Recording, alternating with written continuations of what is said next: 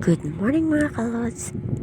Babalik na naman ako, magluluto na naman tayo ng isda. Hindi ko kilala itong isda na to, ewan ko anong tawag pa dito sa inyo na to. Pero pinili ko siya kasi nga mataba, tsaka malaman, siksik sa laman.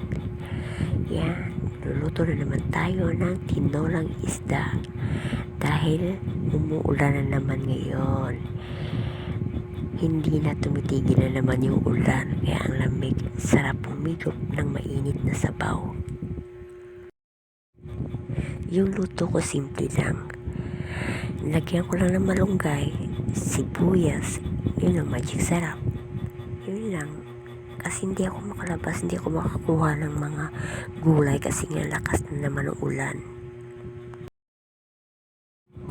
Siguro nga may bagyo na naman papasok.